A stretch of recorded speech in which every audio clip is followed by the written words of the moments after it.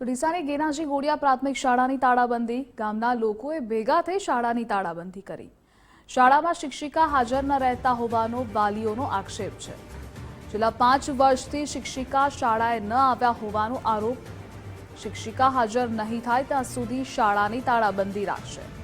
શિક્ષિકા હાજર ન રહેતા વિદ્યાર્થીઓનું ભવિષ્ય અંધકારમય છે।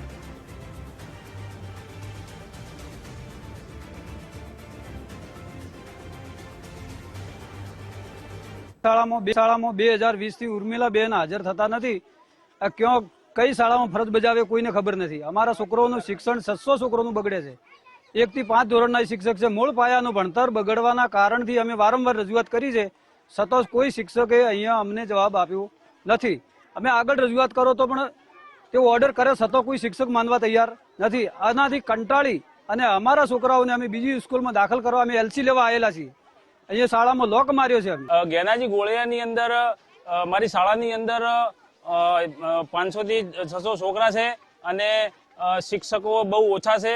અને ઉર્મિલાબેન કરીને શિક્ષક જે ફરજ બજાવે છે એ લગભગ 2020 પછી અહીંયા આવ્યા જ નથી।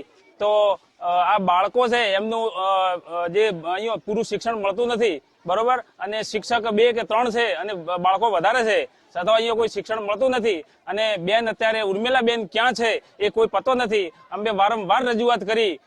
એ બેનને વારંવાર રજૂઆતો કરતો કલેક્ટર સુધી રજૂઆત કરી છે, છતાં બેન હાજર થતા નથી। બહુ સરકારનો કોઈ હાથ ભેળો હોવો જોઈએ એવી વાત છે। એટલે બેનને હાજર ના થાય તો અમારા છોકરા આટલા રખડી પડે, ભલે રખડી પડે પણ અમે તાળું ખોલશો નહીં। અને સરકારને અમારા છોકરો વિશે જે વિચારવું હોય વિચારે। અમે આજ તાળું ખોલશો નહીં। છોકરા અમારા ભલે રખડે, સરકાર અમારા તરફથી જે વિચારવું હોય વિચારી લે।